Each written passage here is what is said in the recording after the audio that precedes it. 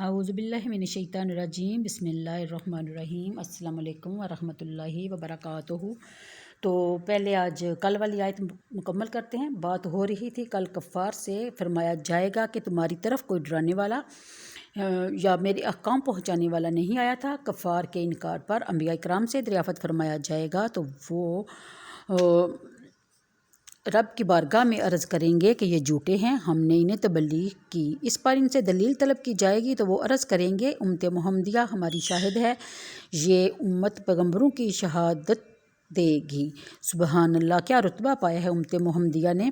हमें इस पर फ़ख्र होना चाहिए और दुनिया में भी हमें सच्ची गवाही देनी चाहिए। इस उम्मत की गवाही पर कफ़ार कहेंगे कि इन्हें क्या मालूम, ये तो उस वक्त थे ही नहीं या पैदा ही नहीं हुए थे या हमारे बाद हुए। तो फिर दरियाफ़त फरमाया जाएगा कि तुम कैसे जानते हो। इस पर उम्मत मुहम्मदिया अर्ज़ करेंगी, यार तूने हमारे तरफ अपने महबूब करीम सल्लल्लाहु अलैहि वसल्लम को भेजा और कुरान करीम नाज़िल फरमाया।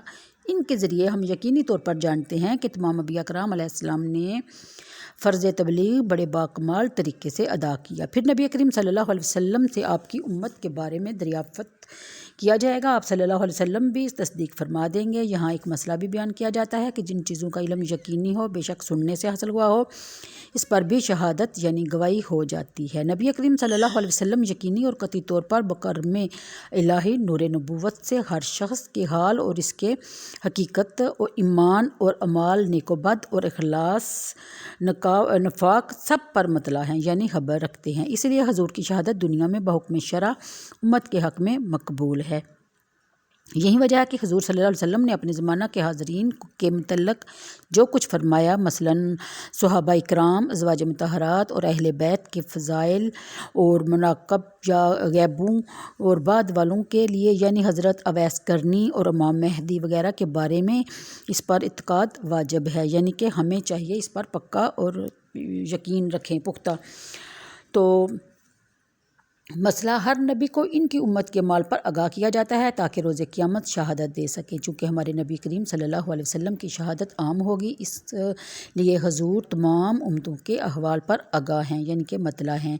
यहाँ शहीद यानी मैनी मतला भी हो सकता है क्योंकि शहादत का लफ्ज़ इल्म इतला के बारे में भी आया है। और जैसे कि काल अल्लाह ताला वल्लाहु अला कुल्लि शैइन शहीद। तो आगे 266 में बयान है कि सल्लल्लाहु अलैहि वसल्लम पहले काबा की तरफ मुँह करके नमाज़ पढ़ते थे। हिजरत के बाद बैतुल मुक़द्दस की तरफ नमाज़ पढ़ने का हुक्म हुआ। 17 महीने के करीब इसी तरफ मुँह करके नमाज़ पढ़ी गई। फिर काबा शरीफ की तरफ मुँह करने का हुक्म हुआ। इस तहवील की एक ये हिकमत इरशाद हुई कि इसलिए मोमन और काफर में फ़र्क और इम्तियाज़ हो जाएगा। चनाचा ऐसा ही हुआ। तो मेरा ख्याल है आज के लिए इतना ही काफ़ी है। मुझे दीजिए इजाज़त। आज का वजीफ़ा नोट कर लें, आपको स्क्रीन पे शो हो जाएगा। दुआओं में मुझे भी याद रखें। और एक दवा और एक मुस्कुराहट ऐसी दो चीज़ें हैं जिन पर आपका कोई खर्च नहीं होता। सो अल्लाह आपको मुस्कुराता हुआ रखे। आमीन सुम आमीन। सबके साथ प्यार और मोहब्बत से रहिए और मेरे चैनल को सब्सक्राइब करें। इंशाल्लाह आपको बहुत कुछ सीखने को मिलेगा। मैं आपको सिलाई वगैरह के बारे में भी बताऊंगी और भी जो कुछ भी मेरे इल्म में है इंशाल्लाह मैं वहाँ जहाँ शेयर करने की कोशिश करूँगी। अच्छी बात आगे फैलाना भी सदका जारिया है।